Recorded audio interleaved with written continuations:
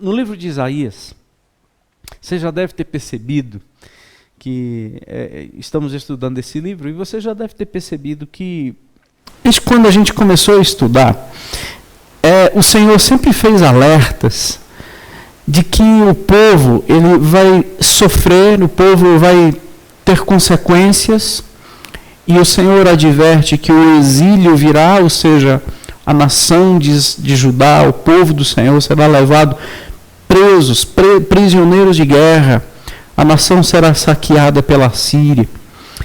E o livro de Isaías é essa advertência, esse vislumbre de um amanhã terrível, doloroso, devastador. E o que a gente aprende nesse livro é que o Senhor vai dizendo: vocês poderiam ter feito escolhas diferentes. Vocês poderiam ter pego caminhos diferentes. Vocês poderiam ter decidido diferente. Isto acontecerá, e esse momento, eu estou dizendo que acontecerá, isso foi por causa das decisões que vocês tomaram, a disciplina necessária, como falamos na última aula.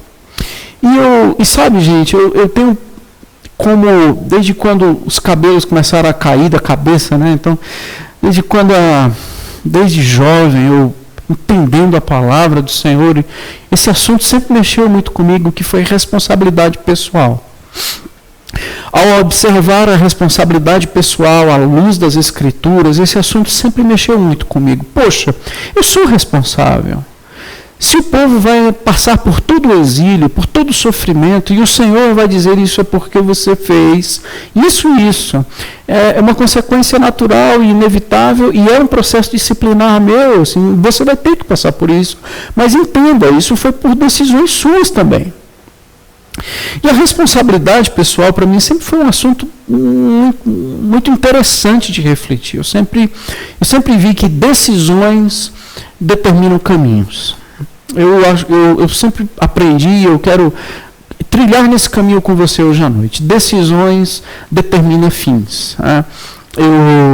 Nós não estamos falando de um pragmatismo, de se dar bem no fim. Eu não estou falando da gente se dar bem. Eu estou falando da gente chegar no lugar certo, porque nós pegamos o caminho certo.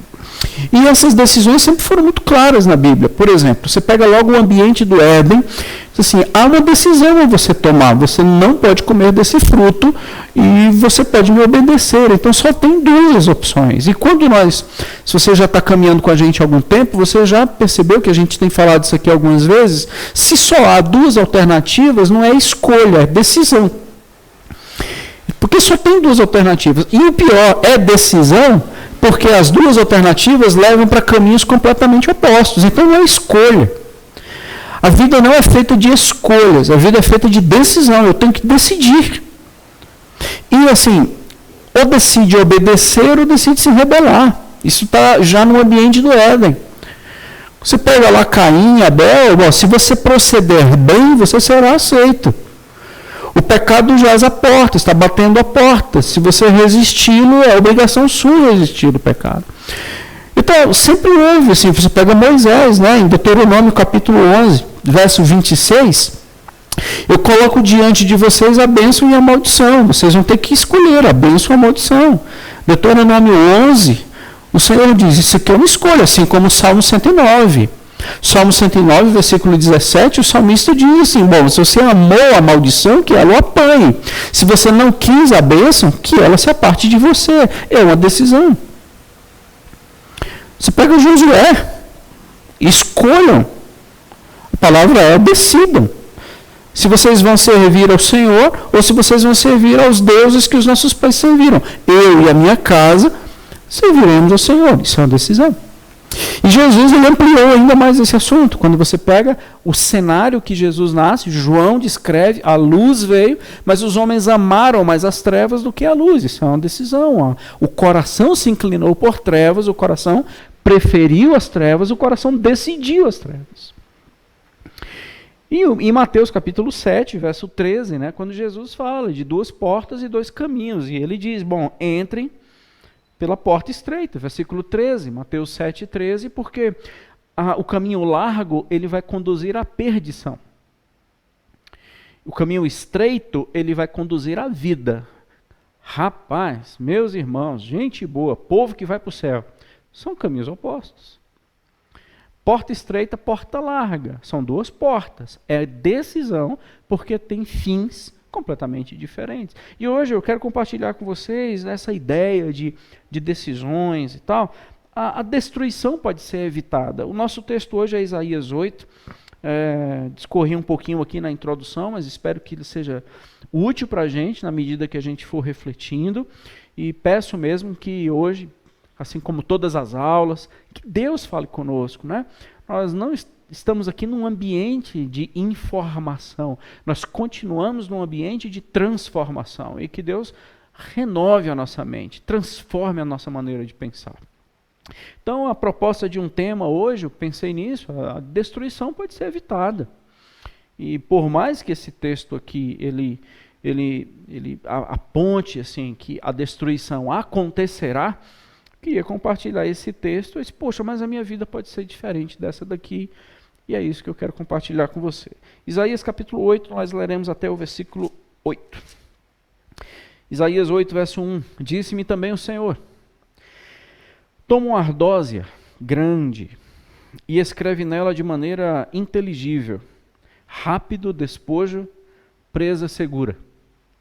Tomei para isto comigo testemunhas fidedignas, 2 homens, Urias, o sacerdote, e Zacarias, filho de Geberequias. Fui ter com a profetisa, ela ficou grávida, e ela deu à luz um filho. Então me disse o Senhor, põe-lhe o nome de rápido despojo, presa segura. Porque antes que o menino saiba dizer meu pai ou minha mãe, ou seja, antes que ele comece a falar, serão levadas as riquezas de Damasco e os despojos de Samaria diante do rei da Assíria. Falou-me ainda o Senhor dizendo, em vista deste povo ter desprezado as águas de Siloé, que correm brandamente, e se estar derretendo de medo diante de Rezim e do filho de Remaías, eis que o Senhor fará vir sobre eles as águas do Eufrates, fortes e impetuosas, isso é, o rei da Assíria, com toda a sua glória, águas que encherão o leito dos rios e transbordarão por todas as suas ribanceiras. Penetrarão em Judá, inundando-o, e passando por ele, chegarão até o pescoço. As alas estendidas do seu exército cobrirão a largura da terra, ó Emanuel. Amém.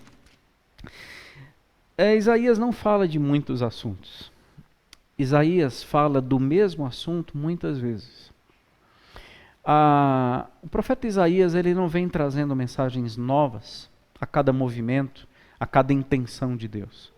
Ele vem trazendo, na medida que o calendário, que os dias vão passando, a mesma mensagem, as mesmas advertências. Quando a gente vai estudar o livro de Isaías, assim como Jeremias também, a gente tem a sensação, poxa, mas a gente já falou disso, a gente já estudou sobre isso. Nós sempre teremos a noção, a percepção de que esse assunto aqui nós já falamos dele, e é verdade.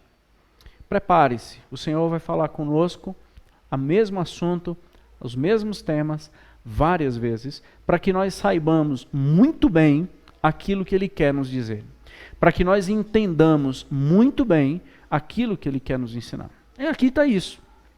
O cenário, esta palavra é logo depois de uma palavra de disciplina, que o povo será disciplinado. E aqui o Senhor, agora disse-me também, ou seja, continua o discurso, porque o Senhor tinha dito que o povo seria disciplinado e haveria essas disciplinas, apesar do Senhor continuar cuidando do povo, e o processo disciplinar não é Deus soltar a mão.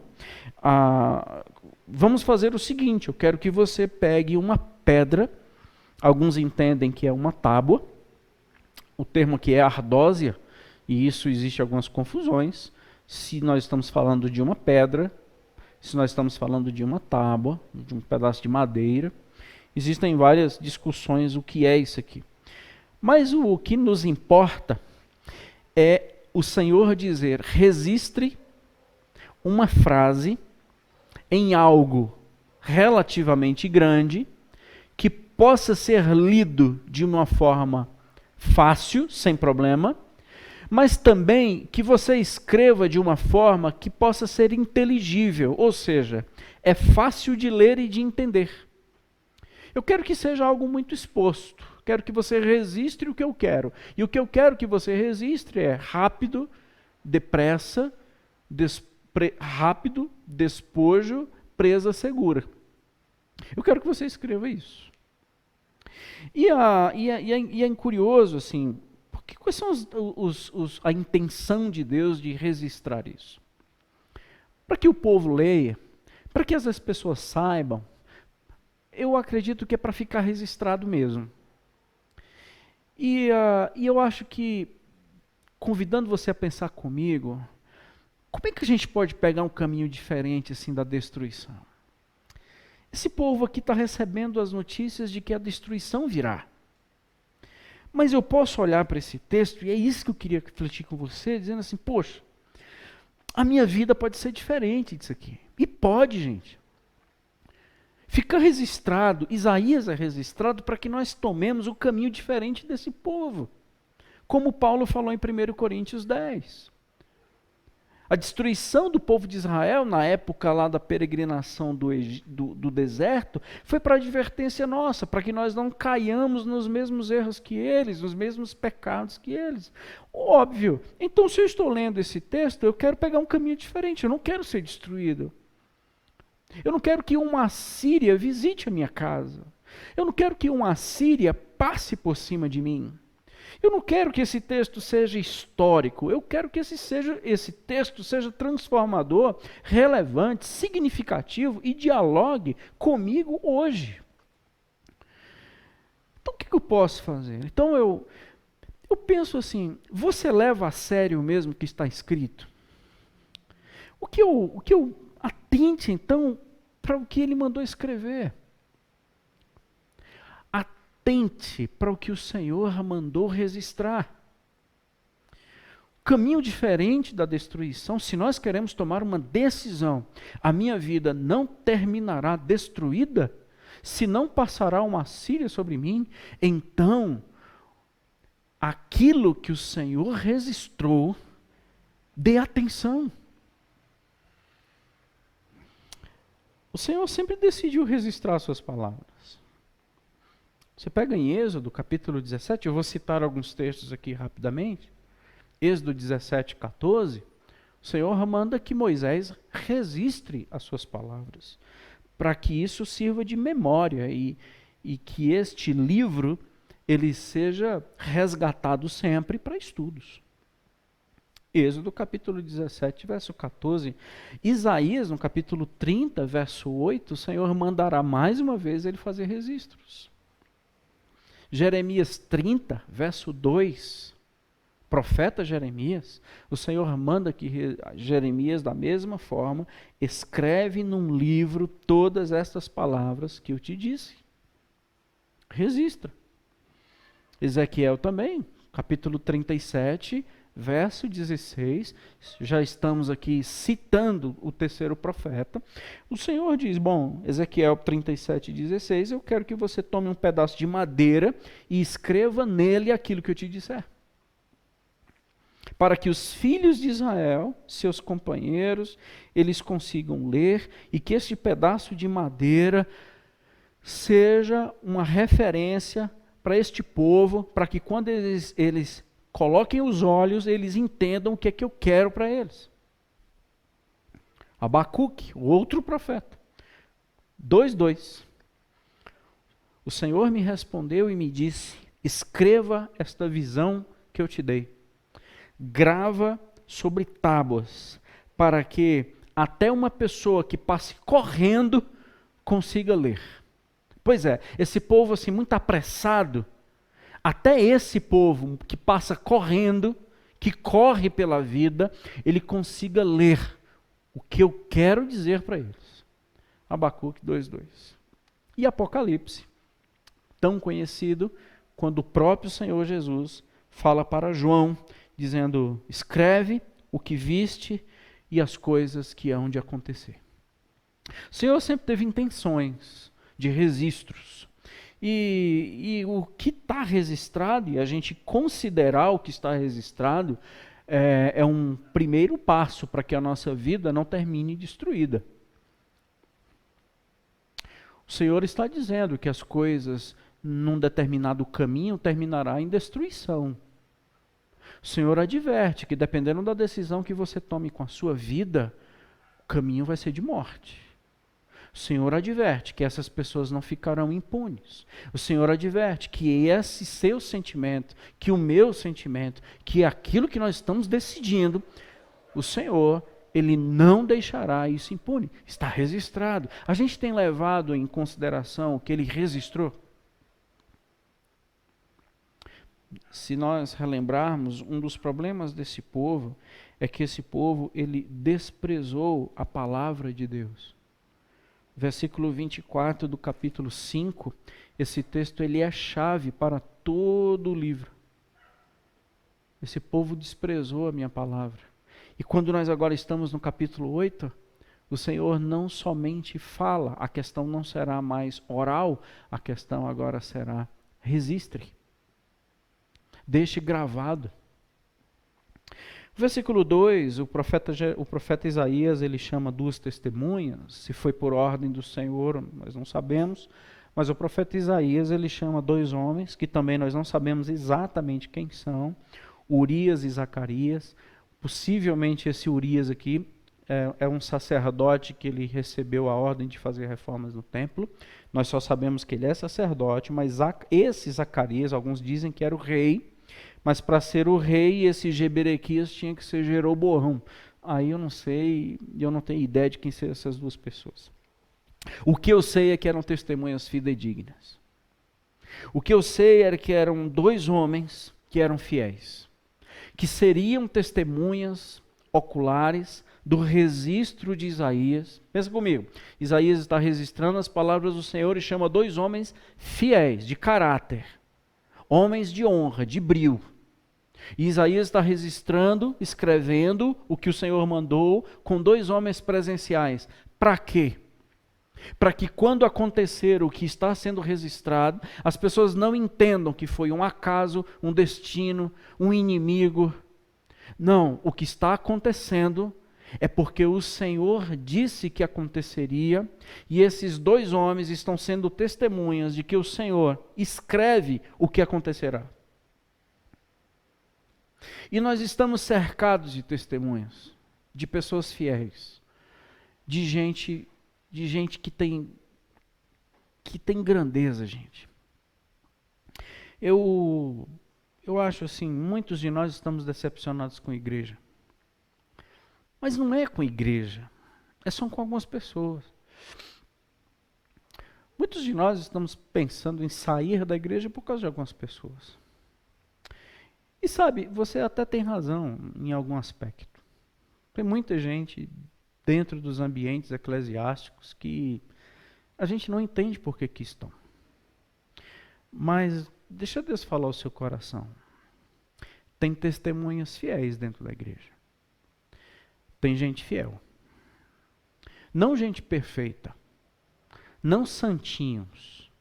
Mas tem gente que aprendeu o que é santidade.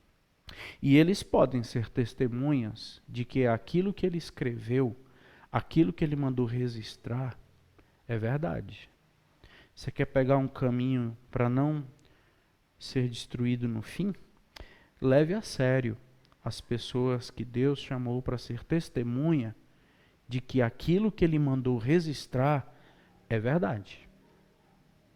Não é mentira. Não é um livro. É registro divino. Foi homem que escreveu. Foi Isaías que escreveu. Mas as palavras vieram do trono da glória, dos lábios do Senhor. Tão poderoso que ele é capaz de escrever o que vai acontecer e ainda vai dizer quando vai acontecer. Por favor, testemunhas, se aproximem e vocês verão que o que acontecerá não vai ser um acaso. Nem se levantem contra a Síria, porque eu estou dizendo o que vai acontecer. E assim é o Senhor. Meus irmãos, a gente está vendo muitas vidas terminando em destruição. Muitas pessoas terminando com a vida destruída. Tanta gente boa. Gente que poderia ter um final tão bom. Mas desconsideraram o que está registrado. Desconsideraram o que o Senhor falou. Interessante que quando o Senhor pega aqui em Deuteronômio 18, 20, ele responde ao povo dizendo, sabe quando vocês saberão que um profeta é meu profeta, ou quando é um maluco que está dando profetada em todo mundo? É quando se cumprir o que ele está dizendo. Se cumprir o que ele falou, em concordância a quem eu sou, esse profeta é meu.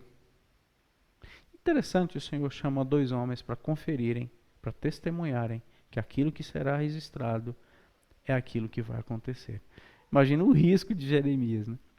Se Jeremias registra uma coisa que ele estava imaginando, ele teria que ser apedrejado. Era assim que os profetas mentirosos tinham que receber como punição. Mas Isaías, ele é tão convicto daquilo que Deus está falando, que é verdade, que toma uma decisão de chamar 2 testemunhas. Gente, o que está escrito aqui vai acontecer. Irmãos, o que está escrito aqui vai acontecer. Meu irmão e minha irmã, o que está escrito aqui, Deus mandou registrar e vai acontecer. Você não quer que a sua vida termine em destruição? Leve a sério então o que Ele mandou registrar. E aqui eu acho assim que tem condições da gente pensar nessa, que a gente deveria agir conforme o que está registrado. A gente não tem outra decisão correta a ser tomada. A gente tem que decidir mesmo pelo que está registrado. A tal ponto que vem meu segundo ensino que eu tiro aqui, e se a gente acredita mesmo no que está escrito, deixa Deus batizar a gente no que está escrito. Versículo 3, o profeta foi ter com a profetisa. Cuidado, viu, gente? A gente lê esse texto aqui rápido, né? Isaías foi fazer uma visita na profetisa, ela ficou grávida, teve um menino. Opa, peraí, o que aconteceu aqui, Isaías, né? Você foi visitar a profetisa e ela ficou grávida? Que visita foi essa que você foi fazer, né? Então só tenha cuidado aí com a interpretação desse texto. Essa profetisa é a esposa dele. Tá? Assim, dá o título. Por isso que algumas pessoas pegam textos como esse e dizem que esposa de pastor é pastora, né? Porque a esposa do profeta aqui é profetisa.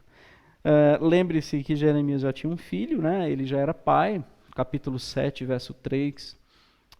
O Senhor já tinha chamado Isaías para ele ir com o filho dele. Isaías era um homem casado. E essa expressão que Isaías usa é a sua própria esposa. Ele foi para casa e ela teve um filho, eles tiveram um filho, e o Senhor chama Isaías assim, batiza o teu filho com o nome daquilo que você registrou na tábua. Isaías é o seguinte, gente, isso para mim desculpa eu falar de uma forma muito pessoal e aplicações pessoais. A palavra registrada em tábua é uma coisa. Palavra registrada numa vida é outra coisa. Quando a palavra ela é registrada em mim, quando eu permito que Deus me batize, ou seja, que Ele me nomeie do jeito que Ele quiser, a palavra começa a fazer sentido. Sabe um caminho que não vai dar em destruição? É quando Deus começa a dizer o meu nome.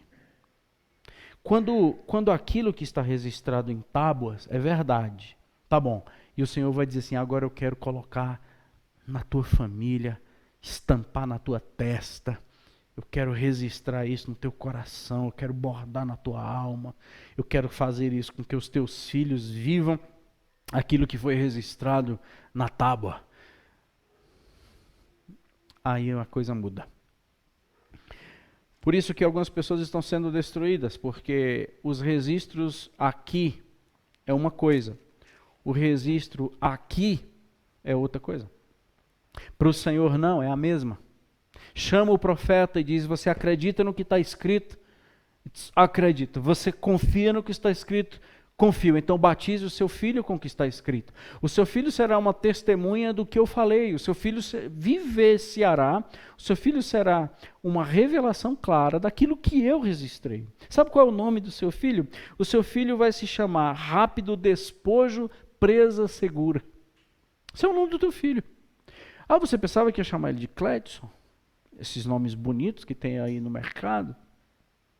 Não, eu vou batizar o seu filho. Porque você vai acreditar tanto nesta palavra. Esta palavra que você prega e que registra, ela vai fazer tanto sentido para você que não haverá nenhum problema de você nomear o seu filho. Gente, sabe o que eu estou querendo dizer? A nossa casa, ela tem que ser batizada pelos projetos de Deus e pelos propósitos de Deus. Palavras registradas em tábuas, em livros ou em folhas, é muito diferente daquelas palavras registradas em mim. Olha só o conceito de Isaías como é amplo. Veja, nós vamos ver isso aqui nos próximos estudos, mas veja o versículo 18. Isaías 8, verso 18, veja o que Isaías fala. Eis-me aqui, e os filhos que o Senhor me deu, para sinais e para maravilhas em Israel, da parte do Senhor dos Exércitos que habita no Monte Sião. Eu estou aqui, os meus filhos estão aqui para serem sinais e milagres e maravilhas. Gente, isso é a oração que todos nós deveríamos fazer. Seu filho está para nascer? Já ore ao Senhor e diga: Deus, coloca o nome dele, o nome que o Senhor quiser. Ou seja, claro, gente, que nós não estamos falando de um nome numa certidão de nascimento. Estamos falando nesta oração do versículo 19, 18. Eu estou aqui, Senhor, e os meus filhos, para cumprir um propósito, para que a gente seja sinal e maravilha da tua vontade.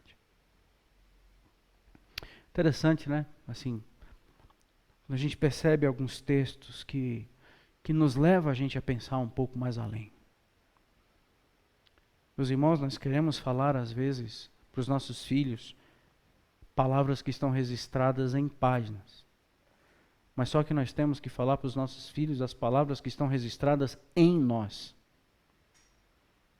Nós somos o que deve ser lido. Pegue o seu filho, capítulo 7, e vá fazer uma visita ao rei Uzias. Então isso é muito, muito, muito, muito rico para nós. Assim, muitos entendem ser suficientes as palavras registradas em páginas, mas o prejuízo é muito grande. Não vai fazer sentido. A palavra tem que ser registrada em mim. Tem que mudar, tem que alterar a minha família, tem que mudar o projeto. As nossas prioridades de casa mudam, os nossos propósitos mudam, a nossa caminhada muda, os nossos nomes mudam. Aqui também tem uma soberania do Senhor incrível, né? Quando esse Senhor do tempo, ele diz: Isaías, antes que esse menino não saiba dizer papai e mamãe, vai se cumprir o que está escrito. Então, ou seja, daqui a no máximo 3 anos, a Assíria devastará tudo. Eu controlo o tempo. Eu sei o dia que esse menino vai começar a balbuciar as primeiras palavras. E antes disso, a Assíria devastará. Porque o teu filho também será um sinal de tempo. Eu controlo o tempo. Isaías diz que o Senhor tem seguro na sua mão um anjo. Só que está pronto para ano, mês, semana e dia que o Senhor já determinou. Que soberania sobre o tempo. Terceiro, está conseguindo pegar comigo, gente? Boa. Amém. Glória a Deus. Dá para a gente pensar juntos? Você pode pegar um caminho diferente da destruição. Propaga isso, fala isso, prega isso. Reúna os seus familiares. Diga isso para aqueles que você tem sofrido por eles. Leve a sério o que está registrado. Veja esses registros na minha vida. Eu sou uma das testemunhas. Além disso, eu sou o lugar registrado. A palavra é lida em minha vida. Terceiro, não tenha medo daquilo que o Senhor não diz para você ter medo. Não tenha medo daquilo que o Senhor disse, não temas. Quer pegar um caminho diferente da destruição? Não tenha medo daquilo que o Senhor já te disse que estava vencido. Seria interessante a gente voltar, né? No versículo 6 aqui, gente boa. Versículo 6, assim, em vista desse povo, vai acontecer o seguinte, assim, o rei da Assíria vai devastar tudo, antes que esse teu filho diga papai e mamãe, virá o rei da Assíria, devastará tanto Damasco como Samaria. E aí no versículo 6 ele vai dizer a razão disso. A razão é porque esse povo tem desprezado as águas de Siloé, que correm brandamente, daqui a pouco a gente fala sobre isso, mas eles estão se derretendo de medo diante de Rezim e do filho de Remaías. Eles estão se derretendo de medo diante de Rezim e de Remalias. Algumas versões vai dizer que eles estão com alegria diante disso, mas não foi uma tradução, no meu entender, muito feliz, porque a gente precisa voltar ao capítulo 7. Vimos isso aí há algumas quintas-feiras anteriores. E no capítulo 7, se você pegar no versículo 2, volta aí na sua Bíblia, se você estiver acompanhando aqui no versículo 2 do capítulo 7, diz que o coração do povo, o coração de Acaz, o coração do povo, eles se agitaram como árvores de bosque do vento, porque eles tiveram medo, porque o rei da Síria e Efraim, Israel, ou seja, esses dois indivíduos, Rezim e o filho de Remalias, os mesmos dois personagens, os mesmos dois reis. Aqui no capítulo 7 está dizendo, bom, eles estão com medo, a casa agora está com medo, Judá está com medo, o povo está com medo, porque eles tiveram a ameaça desses dois reinos. Bom, versículo 5 até o versículo 7, do capítulo 7, o Senhor já tinha dito, olha, não desanime o teu coração por causa desses dois tocos, por causa desses dois carvões queimados, por causa desses dois pedaços de madeira já queimado, por causa desses dois tições fumegantes. Não tenham medo. Versículo 6, eles estão dizendo, subamos contra Judá, amedrontemos, conquistemos para nós, façamos reinar dele o filho de Tabeal. Versículo 7, mas vocês estão ouvindo as ameaças desses dois reinos, mas assim diz o Senhor Deus, versículo 7, capítulo 7, isso não subsistirá, nem tampouco acontecerá. E no versículo 9, como nós lemos, no final do verso 9, aprendemos, nas quintas passadas, se vocês não crerem nisso, vocês não vão ficar de pé. Porque isso que eu estou te dizendo, esses dois reinos estão vindo contra vocês, da Síria e o reino de Efraim, o reino de Israel, estão vindo lutar contra Judá.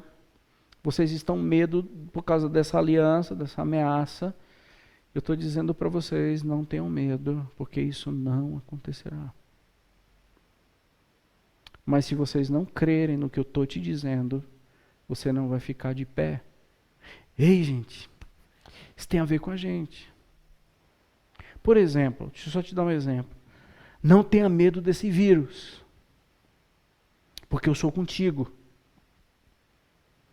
Não tenha medo do que isso pode acontecer, eu estou segurando na sua mão. Eu não estou te dizendo que não vai, que vai dar tudo certinho. Não estou te dizendo que você não vai pagar preço. Não estou te dizendo que você vai ser blindado. Eu estou te dizendo para você confiar em mim. E eu não preciso te dizer o que vai acontecer. Eu só preciso te dizer que quando eu estou contigo, você não precisa ter medo de quem te ameaça. Já que esse povo, vamos voltar para o nosso capítulo 8. Glória a Deus, gente. Vamos voltar para o capítulo 8. Já que esse povo Ele desprezou as águas de Siloé, ou seja, a minha palavra branda, as águas da vida, as águas tranquilas, já que eles não deixaram de ser as árvores agitadinhas, cheias de medo por causa desses dois reinos. Já que eles se esqueceram do que eu disse, já que eles estão querendo lutar contra os inimigos, já que eles estão querendo fazer aliança com outros povos, já que eles estão querendo fazer um manejo para que esses inimigos não os alcancem, a destruição será terrível. Porque virá um inimigo que eles nem esperavam. Eles estavam esperando Síria ou Efraim. Eu vou mandar a Síria. Dá para entender? Vou te dar um exemplo. Às vezes nós queremos ser muito espertos em relação ao diabo.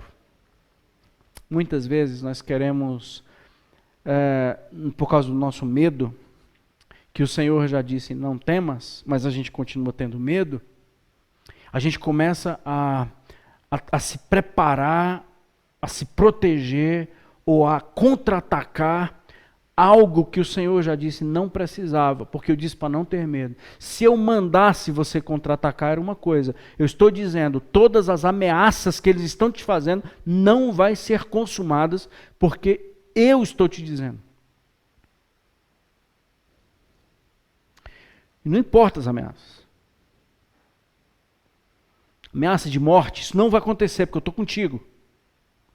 Medo de vírus, isso não vai acontecer, porque eu estou com você. Alguém te diz que vai acabar com a sua vida? Isso não vai acontecer. Eu disse que isso ia acontecer, diz o Senhor. Não tenha medo. Eu acho, gente, que a gente fica com medo do diabo, com medo do vírus, com medo do desemprego, com medo do governo, com medo do amanhã. A gente está com muito medo. E o problema não é que a gente começa a se... Não é que a gente não vai deixar de levantar trincheiras, de se proteger de ataques, de sermos cautelosos, de sermos pessoas sábias com discernimento em relação ao que está acontecendo. O problema é o medo que me neutraliza e deixa de eu perceber que luta que eu deveria estar lutando e que o tipo de pessoa que eu deveria ser, gente. Um homem e uma mulher de fé. Não um homem e uma mulher brigão. Articulado. Já antevendo. Eu vou comprar 4 caixas de álcool em gel. Que eu tenho que antever o vírus. Então, essas coisas que a gente vai se preparando para antever. O problema maior nisso tudo é que a gente deixa de ser quem Deus queria que a gente fosse. Se vocês não crerem em mim, vocês não vão ficar de pé. O problema não é que você comprou o álcool gel. O problema é que você está me esquecendo e está deixando de olhar para mim.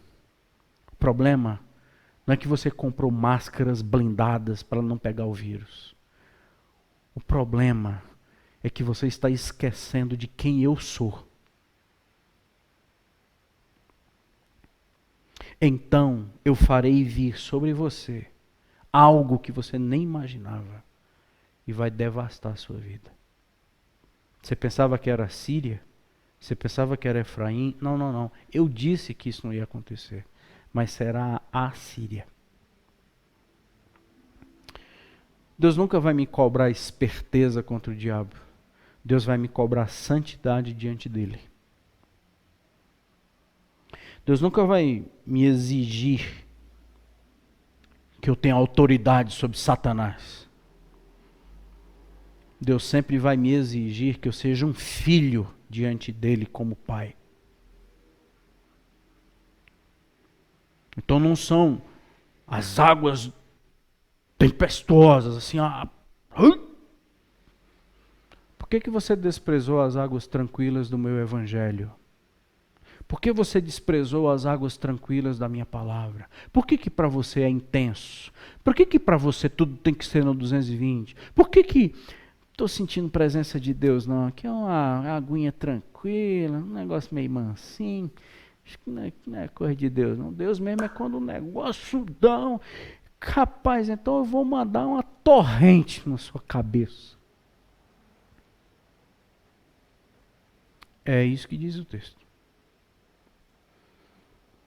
Você desprezou verdades e passou a preferir sentimentos.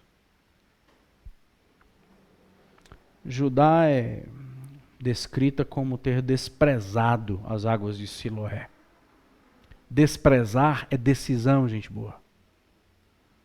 Desprezar não foi não foi uma escolha. Desprezar é uma decisão. Eu desprezei as águas de Siloé. E essas águas de Siloé, elas que correm brandamente, elas ilustram a voz de Deus a um povo. Nome que se refere a um reservatório, um canal, um duto de água. Eles desprezaram a palavra do Senhor. Eles desprezaram as águas de Siloé.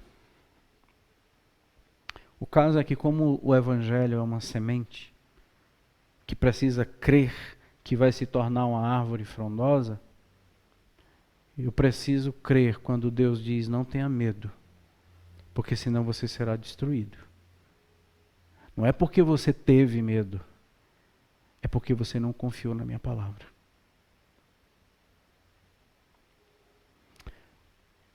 Na verdade, gente, quando a gente pega esse versículo 7, versículo 8 e a parte A, quando Deus fala assim dessa tsunami que virá, inundará tudo, assumirá todos os lugares. Gente boa, é isso que muitos de nós estamos vivendo.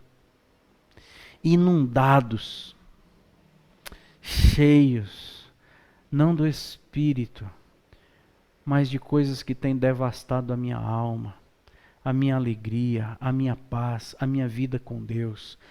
Tem devastado a minha família, tem devastado a minha vida devocional, tem devastado o nosso lar, tem devastado o meu caráter, tem devastado a minha integridade, tem devastado a minha adoração. Eu estava lutando contra isso e isso, na verdade veio isso e devastou a minha vida. Mas porque eu não levei a sério o que estava registrado, eu não ia permitindo que Deus bordasse o que está registrado em mim. Eu ia pegando caminhos diferentes. Eu não servia nem para ser testemunha fidedigna. E medo.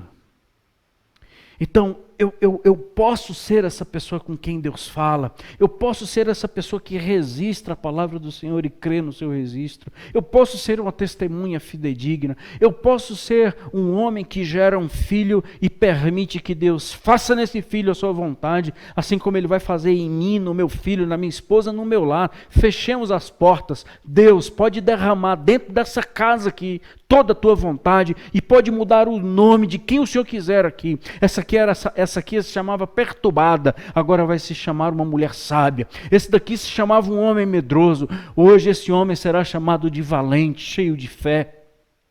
Antes aquele ali era o prostrado, hoje ele é um homem erguido, vertical, certo de que Deus cuida dele. Antes esse era um homem cabisbaixo, com autoestima lá embaixo, e não acreditava nele nem em ninguém. Esse ele é um homem cheio de esperança, que olha no olhar do amanhã e não tem medo, porque Deus está com ele. Muda, Senhor, os nomes que o Senhor quiser aqui. Se o Senhor quiser colocar o nome desse de juízo de Deus, coloque. Se o Senhor quiser colocar o nome desse daqui de ira de Deus, coloque. A gente não vai escolher mais os nomezinhos. Faça da nossa casa a tua vontade.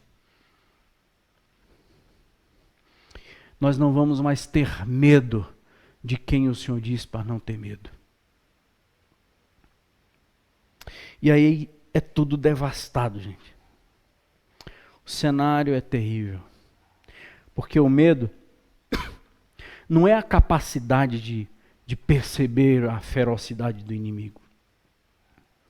Medo, esse medo descrito, não é a capacidade de observar o potencial da Síria e de Efraim.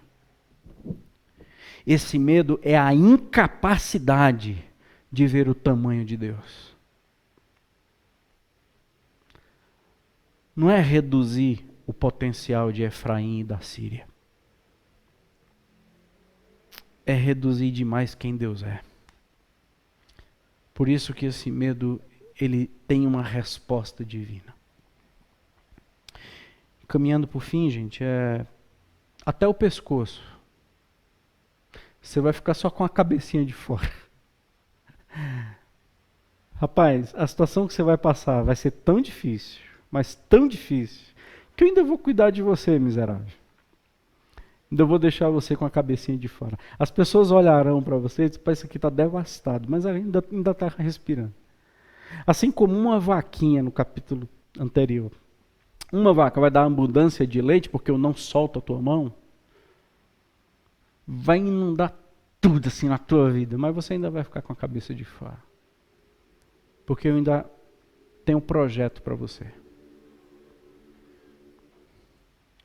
E muitos irmãos, não são poucos cristãos hoje, que só estão com a cabeça de fora.